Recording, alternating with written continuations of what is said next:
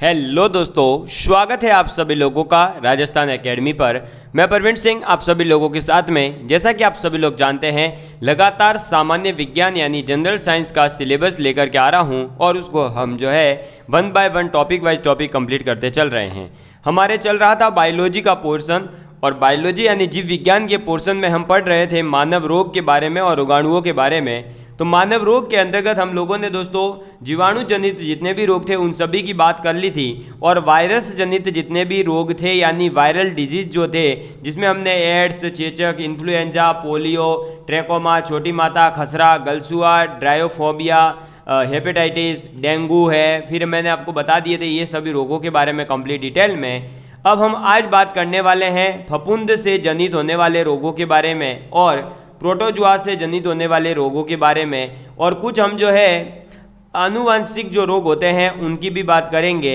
और आनुवांशिक रोगों के अलावा कुछ अन्य रोग भी होते हैं जो किसी विटामिन या किसी पर्टिकुलर हमारे खनिज की कमी के कारण हमारे शरीर में हो जाते हैं। जैसे विटामिन स्क्रवी है तो वो एक विटामिन सी की कमी से होता है। रिकेट्स है जिसमें हड्डियाँ थोड़ी सी कमज़ोर हो जाती है तो वो विटामिन डी की कमी से होता है। ठीक है, तो ऐसे कुछ रोग हैं जिन्हें हम पढ़ने वाले हैं। फिर मधुमेह है, डायबिटीज़ जो कि जो इंसुलिन होता है उसके स्त्राव नहीं होने के कारण हो जाता है। तो ये कुछ विभिन्न प्रकार के जो अलग अलग रोग हैं उनको हम पढ़ेंगे, और उसके साथ में आज अपना ये चैप्टर जो है मानव रोग और स्वास्थ्य संबंधित कंप्लीट हो जाएगा। ठीक है दोस्तों, तो चलिए आप सभी लोग हेडिंग डाल दीजिएगा फफूंद जनित रोग। क्या हेडिंग डालेंगे? सबसे पहले फफूंद जनित रोग। ठीक है, इसको इंग्लिश में कह सकते हैं फंगल डिजीज के बारे में अपन बात करने वाले हैं। तो फफूंद जनित रोग। अब फफूंद जनित रोगों के अंदर सबसे पहले कौन सा रोग लेते हैं अपन? तो ये थोड़ा सा ये लीजिए। अपन सबसे पहले बात करते हैं अस्थमा यानी दमा रोग के बारे में। किसके बारे में? दमा। और दमा को हम इंग्लिश में क्या कहते हैं? अस्थमा कहते हैं। हम सभी ने अस्थमा वर्ड तो ज़रूर सुना होगा। दमा वर्ड तो कई बार हिंदी नहीं पता होती, लेकिन अस्थमा हमने ज़रूर पढ़ रखा होता है। तो ये जो दमा रोग है ये एक प्रकार का संक्रामक रोग है। कैसा रोग है? संक्रामक रोग है। ठीक है, तो ये लिख लेंगे संक्रामक रोग। क्लियर है? अब इसके अंदर बात करते हैं इसमें एक्चुअली क्या होता है दोस्तों कि जो मानव होता है उस मानव के फेफड़ों के अंदर एक कवक होता है जिसका नाम है एस्परजिलस फ्यूमिगेट्स। क्या नाम है? एस्परजिलस फ्यूमिगेट्स। ऐसे टुकड़ों टुकड़ों में याद रखो तो याद रहेगा। एस्परजिलस फ्यूमिगेट्स नामक ये कवक होता है, और इस कवक के जो है ये हमारे फेफड़ों में पहुंच जाता है, और उसकी वजह से जो सूक्ष्म नलियाँ होती है उनके अंदर क्या ला देता है दोस्तों? ये सिकुड़न ला देता है, कॉन्ट्रैक्शन कर देता है, और उस सिकुड़न के कारण जो है हमें रोग हो जाता है, उसे कहते हैं दमा रोग। ठीक है, तो इसके कवक का नाम क्या है? आप लिखेंगे कवक। तो इसके कवक का नाम है एस्परजिलस। क्या नाम है? एस्परजिलस फ्यूमिगेट्स।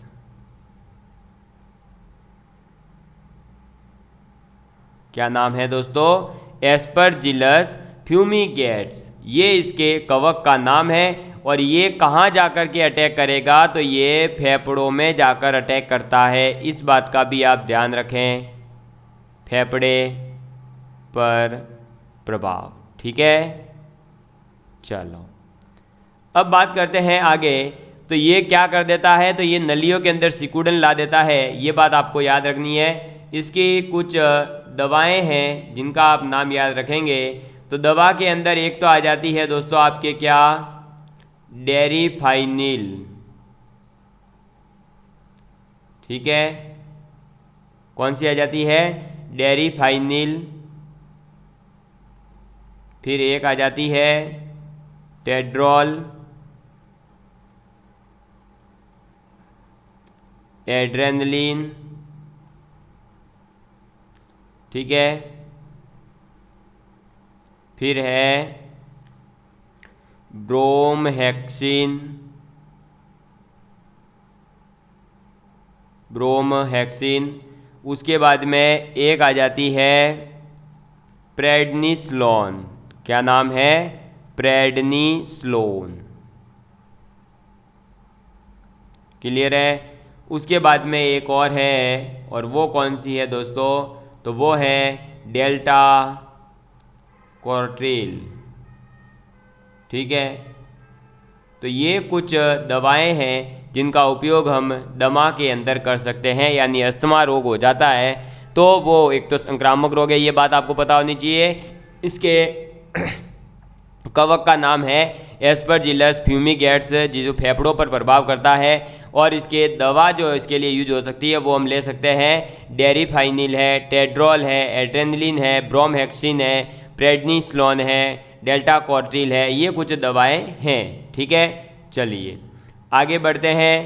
नेक्स्ट अपने आ जाता है दोस्तों कौन सा? तो नेक्स्ट रोग है गंजापन, यानी जो ये बाल झड़ते हैं ना, ये गंजापन भी एक प्रकार का रोग है। ठीक है, तो ये गंजापन जो है किससे आता है? यानी आप कह सकते हैं बॉल्डनेस। ठीक है, तो ये गंजापन किसकी वजह से आता है? तो इसके कवक का नाम एक तो सबको पता होना चाहिए। तो इसके कवक का नाम होता है टीनिया कैपेटिस। क्या नाम है? सिंपल सा नाम है, इसमें ज़्यादा नहीं है हार्ड, टीनिया कैपेटिस। ठीक, ये याद रखेंगे, टीनिया कैपेटिस इसके कवक का नाम है। और इसके अंदर बेसिकली क्या होता है कि जो बालों की ग्रंथियाँ होती है दोस्तों, उन ग्रंथियों को ये जो कवक है अपना टीनिया कैपेटिस, ये कवक उनको क्या करता है? नष्ट करता जाता है। और जैसे जैसे वो ग्रंथियाँ नष्ट होती जाती है, वो नष्ट होते होते सिर के बाल जो है वो टूटने लगते हैं, और हमारे जो है सिर पर क्या होता है? गंजापन धीरे धीरे बढ़ने लगता है। ठीक है, ये बात आपको केवल याद रखनी है, इसके कवक का नाम याद रखना है। नंबर 3 पर आ जाता है दाद। ये थोड़ा सा आप लोग जानते हैं, ये फुंसी फुंसी टाइप के हो जाते हैं ना शरीर पर दाद, जिन्हें हम इंग्लिश में कहते हैं रिंग वॉर्म कहते हैं, रिंग वॉर्म। ठीक है, और इसके कवक का नाम क्या है? तो इसके कवक का नाम है ट्राइकोफाइटिन। क्या नाम है? ट्राइकोफाइटोन। ठीक, इसके कवक का क्या नाम है? दाद के कवक का तो ट्राइकोफाइटोन इसके कवक का नाम है। और बेसिकली इसके अंदर क्या होता है कि ये हमारे त्वचा के अंदर जा कर के अपना खुद का ही एक जाल बनाने लग जाता है, और फिर जब वो जाल बन जाता है तो अपनी त्वचा जो है वो धीरे धीरे लाल रंग के फिर जो है गोले हमारे शरीर पर बनने लगते हैं, और ये दाद रोग फिर जो है वो लाल लाल कलर का हो जाता है। ठीक है, फिर उसके ऊपर थोड़ी थोड़ी सी छोटी छोटी एकदम जैसे जो आपकी फुंसियाँ होती है उस टाइप का हो जाता है। ठीक है, और ये एक क्या है? तो ये एक संक्रामक रोग ही है। कैसा रोग है? ये एक संक्रामक रोग है। समझ में आ गई बात? तो ये 2 चीज़ें इस दाद रोग के बारे में याद रखनी है। नंबर 4 पर अपने आ जाता है, और नंबर 4 पर क्या है? तो अपना रोग है नंबर 4 पर एथलीट फुट के बारे में अपन बात करेंगे। किसकी बात करेंगे? एथलीट फुट रोग जो है उसकी अपन बात करेंगे। तो एथलीट फुट रोग के बारे में अगर बात की जाए तो इसके भी कवक का सबसे पहले हमें नाम पता होना चाहिए। तो इसके कवक का नाम क्या है? तो एथलीट फुट के कवक का नाम होता है दोस्तों ट्राइकोफाइटोन। क्या नाम होता है? ट्राइकोफाइटोन। जो आपके दाद का रोग है ना, उसी वही कवक इसके अंदर भी है, फाइटोन। क्लियर है? ट्राइकोफाइटोन, ये बात आप लोगों को याद रखनी है। और ये रोग जो है बेसिकली आपको संक्रमण होता है तो ये रोग जमीन के वजह से फैलता है। किसकी वजह से? जमीन के कारण हम जो है इस रोग से संक्रमित हो सकते हैं और हमारे अंदर फिर इस रोग का संक्रमण होने लग जाता है। समझ में आ गई बात? किसकी वजह से? तो ये एथलीट फुट जो है वो जमीन से, ये याद रखेंगे, जमीन से संक्रमित, ये बात आप लोगों को याद रखनी है कि ये जमीन से हमें संक्रमित करवाता है। क्लियर है आप सभी लोगों के? समझ में आ गई बात? चलिए, तो अब अपन बात करते हैं आगे। तो जब हम इससे ज़मीन से संक्रमित होते हैं दोस्तों, तो आगे अपना कौन सा रोग आ जाता है।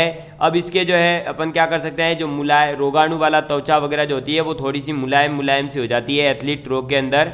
और पांचवा अपना जो आता है, पांचवा रोग आ जाता है खाज। कौन सा रोग, खाज। और इस खाज को हम क्या कहते हैं इस इंग्लिश में, तो खाज को इंग्लिश में कहा जाता है स्कैबिज। क्या कहा जाता है, स्कैबिज कहा जाता है। और इसके जो कवक का नाम है, इसके जो कारक का नाम है, वो खाज के कारक का नाम होता है एक्रेस। क्या नाम है दोस्तों, एक्रेस। अच्छा, एक्रेस, एक्रेस नहीं, एक्रेस स्कैबिज, स्कैबिज।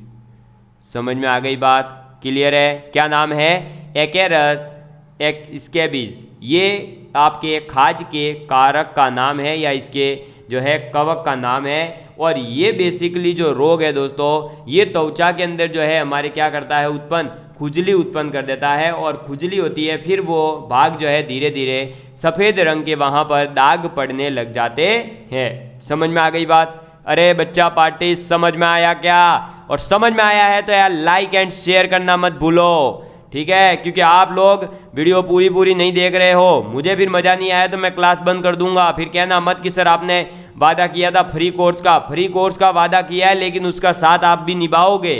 तो देखिए दोस्तों, फफूंद जनित रोगों की अगर बात की जाए तो इसके अंदर पहला रोग आ जाता है दमा यानी अस्थमा। कौन सा रोग है, अस्थमा। जिसके अस्थमा के कवक का नाम क्या था, जो है आपके एस्परजिलस फ्यूमिगेट्स, जो कि फेफड़ों को प्रभावित करता है। ये एक संक्रामक रोग है और इसके दवा का नाम होता है डेरिफाइनिल, टेड्रोल और एड्रेनलिन और ब्रोमहेक्सिन और प्रेडिनिसलोन और डेल्टा कॉर्टिल, ठीक है। फिर अपने आ जाता है रोग गंजापन, जिसके कवक का नाम था टीनिया कैपेटिस। दाद रोग है, इसके कवक का नाम है ट्राइकोफाइटोन। और एथलीट फुट के कवक का नाम भी है ट्राइकोफाइटोन। ये दोनों ही रोग संक्रामक है। एथलीट फुट जो है वो जमीन के कारण हमें फैलता है या जमीन से संक्रमित होते हैं हम इस केस में। और खाज जो रोग है, स्कैबिज जो रोग है, उसके कवक का नाम है एक्रेस स्कैबिज। समझ में आ गई बात, क्लियर है। तो इसी के साथ जो आपके फफूंद यानी कि फंगल डिजीज जो थे वो होते हैं कंप्लीट। अब अपन बात करेंगे कौन से रोगों की, तो अपन बात करेंगे नेक्स्ट डिजीज की, आगे डिजीज रोगों की। वो है प्रोटोजुआ से होने वाले जो रोग है, यानी प्रोटोजुआ बॉर्न डिजीज जो है उनकी बात करेंगे। तो आप अब हेडिंग डालेंगे अपनी कॉपी के अंदर, प्रोटोजुआ जनित रोग। प्रोटोजुआ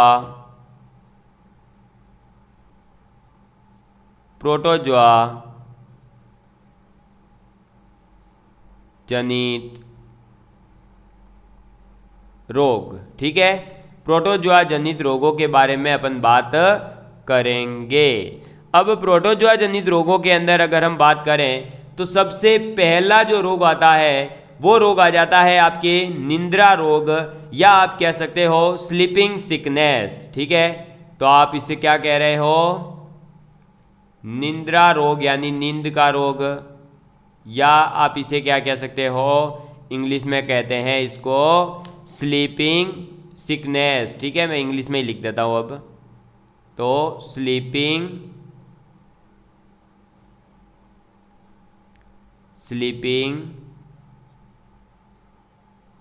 सिकनेस, क्लियर है आप सभी लोगों के लिए। तो अब ये जो स्लीपिंग सिकनेस है, ये रोग हमें जो है कौन से प्रोटोजुआ के कारण होता है, तो इसके कारक का नाम क्या है, तो इसके कारक का नाम है ट्रिपेनोसोमा। क्या नाम है दोस्तों, तो ट्रिपेनोसोमा। समझ में आ गई बात। ये प्रोटोजुआ जनित रोग है, इसके प्रोटोजुआ का नाम होता है ट्रिपेनोसोमा। ये बात आपको याद रखनी है। ये एक परजीवी है। क्या है, ये एक परजीवी होता है, ये बात भी आपको याद रखनी है। ये जीवों के टाइप के अंदर मैंने आपको पढ़ाया है। तो ये कैसा रोग है, तो ये आपका जो है कैसा रोग है दोस्तों, ये है आपका परजीवी। और ये जो है जो कि हमारे क्या करता है दोस्तों, जो सीसी मक्खियाँ होती है उस सीसी मत्स्यों के शरीर के अंदर ये आश्रय लेता है। कौन सा प्रोटोजोआ? ये टिप्रेनोसोमा जो जवक आपका कवक प्रोटोजोआ है, ये टिप्रेनोसोमा कवक जो है वो प्रोटोजोआ, कवक पढ़ा दिया भाई वापस। तो टिप्रेनोसोमा जो प्रोटोजोआ है, ये प्रोटोजोआ सीसी एक मक्खी होती है, उस सीसी मक्खी के शरीर में आश्रय लेता है। और जैसे ही ये मक्खी हमें काटती है, यानी किसके कारण फैलेगा? ये हमें होगा किससे? तो ये हमें हो जाएगा सीसी मक्खी से। क्लियर है? सीसी मक्खी से।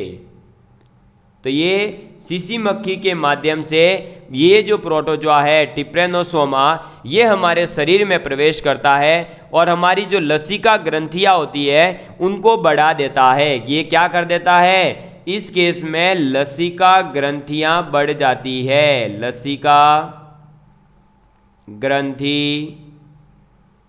बढ़ जाती है, बढ़ जाती है। समझ में आ गई बात? तो ये चीज़ आपको याद रखनी है कि जो हमारा निंद्रा रोग है, स्लीपिंग सिकनेस है, वो एक तो टिप्रेनोसोमा नामक प्रोटोजोआ है उसके कारण होता है, जो कि एक आपका क्या है? परजीवी है। ये सीसी मक्खियों के शरीर में आश्रय लेने से होता है और ये जो है सीसी मक्खियों में आश्रय ले रखा होता है, फिर वहाँ से हमारे शरीर में जैसे ही आता है फिर ये हमारी लसिका ग्रंथियों को बढ़ा देता है। ठीक है?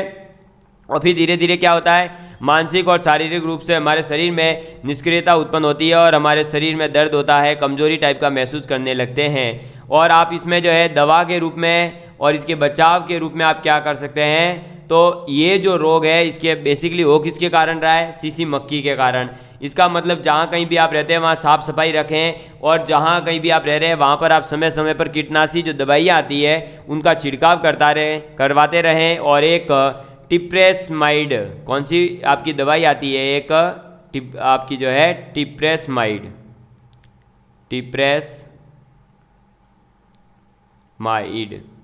ये जो टिप्रेसमाइड है ये एक प्रकार का इंजेक्शन है और इस इंजेक्शन को लगाने से जो है इस रोग से आप बच सकते हैं। समझ में आ गई बात? क्लियर है आप सभी लोगों के लिए? चलिए तो फिर अब बढ़ते हैं हम आगे की तरफ। नेक्स्ट जो अपना डिजीज आ जाता है, वो नेक्स्ट डिजीज कौन सा आ जाता है? पेचिस। कौन सा आ जाता है? पेचिस। पेचिस। ठीक, एक सेकेंड सही लिख लेते हैं। तो अपना नेक्स्ट डिजीज जो है प्रोटोजोआ से होने वाला वो है पेचिस रोग। कौन सा रोग है? पेचिस, जिसे हम कहते हैं इंग्लिश में डिसेंट्री। क्या कहते हैं? डिसेंट्री कहा जाता है। और ये जो प्रोटोजोआ है इसके प्रोटोजोआ का नाम क्या है? तो इसके प्रोटोजोआ या इसके कारक का नाम है, आप लिखेंगे इसके कारक का नाम है एंट अमीबा। एंट अमीबा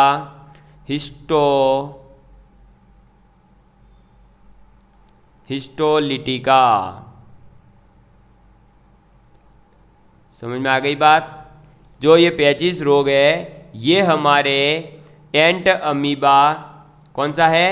एंट अमीबा हिस्टोलिटिका, इसके कारण होता है। इस प्रोटोजोआ की वजह से ये होता है। इसके अंदर क्या होता है कि जो परजीवी है ये हमारे जो बड़ी आंत होती है दोस्तों, कौन सी? बड़ी आंत। उस बड़ी आंत के अगले भाग में रहता है और फिर इससे जो है रोगी के दस्त हो जाती है, आंख वगैरह जो है खून की मात्रा में रहती अधिक रह जाती है, पेट के अंदर मरोड़ आते हैं, बार बार शौचालय जाने की आपकी इच्छा होगी पेचिस रोग के अंदर। ठीक है? आप इसमें क्या कर सकते हैं? तो इस रोग के अंदर आप ये कर सकते हैं कि भाई आप जो है एक तो पानी और दूध को उबाल कर पीना चाहिए आपको। और इसके अंदर कुछ दवाइयाँ भी है जैसे एंट्रीकोनाल है, आयरोफार्म है, मैक्साफॉर्म है, ये कुछ दवाएं हैं जो आप ले सकते हैं। ठीक है? तो आप इसके अंदर कौन कौन सी दवाएं ले सकते हैं पेचिस के अंदर, वो दवाएं आप लिख लीजिए। तो पेचिस में दवा हो जाएगी एक तो दोस्तों आपके कौन सी? तो एक आ जाएगी एंट्रीकोनाल। ठीक है? एंट्रीकोनाल के बाद में आपके आ जाएगी आयरोफार्म। ठीक है? आयरोफार्म के बाद में आ जाएगी आपके मैक्सा फार्म। क्लियर है? तो ये कुछ दवाएं हैं जो आपको चिकित्सक की सहायता से लेनी चाहिए। नंबर 3 पर अपने डिजीज आ जाती है, वो है प्रोटोजुआ से होने वाली कौन सी डिजीज? मलेरिया। कौन सा रोग है ये? मलेरिया रोग के बारे में बात करेंगे। ये मलेरिया जो है होता कौन से प्रोटोजुआ के कारण है? तो ये होता है प्लाज्मोडियम के कारण। किसके कारण? प्लाज्मोडियम के कारण होता है। ठीक है, किसके कारण होता है दोस्तों? प्लाज्मोडियम कारक। ठीक है, तो इसके प्रोटोजुआ का नाम क्या है? मलेरिया के जो प्रोटोजुआ का नाम है वो आया हुआ है एग्जाम में 2-3 बार, तो आपको याद रखना है कि इसके जो है प्रोटोजुआ का नाम क्या होता है। तो इसके आपके प्रोटोजुआ का नाम होता है दोस्तों प्लाज्मोडियम। ठीक है, ये जो प्लाज्मोडियम है, ये प्लाज्मोडियम मादा एनाफिलीज मच्छर। कौन सा मच्छर है?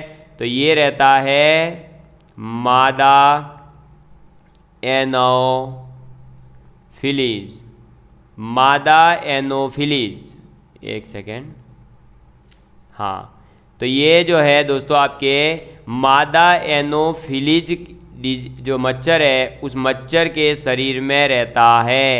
एनोफिलीज मच्छर, इस मादा एनोफिलीज मच्छर के शरीर में कौन रहता है? प्लाज्मोडियम। और ये प्लाज्मोडियम फिर क्या करता है दोस्तों? हमारे शरीर के अंदर जो है इस मच्छर के माध्यम से पहुंचता है, और जैसे ही इस मच्छर के माध्यम से अपने शरीर के अंदर ये पहुंचता है तो फिर ये पहुंच करके हमारे को क्या कर देता है? बीमार कर देता है। और ये इसके अंदर क्या होता है बेसिकली? तो मलेरिया के अंदर जो हमारे लाल रुधिराणु होती है, कौन? लाल रुधिराणु। ये जो लाल रुधिराणु है दोस्तों, वो लाल रुधिराणु को ये करता है नष्ट। क्या करता है? लाल रुधिराणु को नष्ट करता है। और मलेरिया के लिए जो आपको दवाइयाँ लेनी चाहिए वो कौन कौन सी है? तो एक तो है सबसे फेमस, और इसके ऊपर क्वेश्चन आया था, कुनेन। कौन सी है? कुनेन। उसके अलावा आप ले सकते हो पेलुड्रीन। कौन सी? पेलुड्रीन। पेलुड्रीन के अलावा एक है क्लोरोक्विन। कौन सी है? क्लोरोक्विन। ठीक है, और उसके अलावा होती है प्रीमाक्विन। समझ में आ गई बात? तो ये कुछ दवाएं हैं जो मलेरिया के केस में ली जा सकती है। कौन कौन सी दोस्तों? कुनेन, पेलुड्रीन, क्लोरोक्विन और प्रीमाक्विन। समझ में आ गई बात? क्लियर है आप सभी लोगों के लिए? चलिए दोस्तों, अब बढ़ते हैं अपन नेक्स्ट डिजीज़ की और। तो नेक्स्ट डिजीज़ अपने 4th नंबर पर आ जाती है पायरिया। कौन सी डिजीज़ है? पायरिया। इस पायरिया के बारे में अपन अब बात करेंगे। तो ये जो पायरिया डिजीज़ है ये होती है कौन से प्रोटोजुआ की वजह से? तो ये होती है दोस्तों आपके एंट अमीबा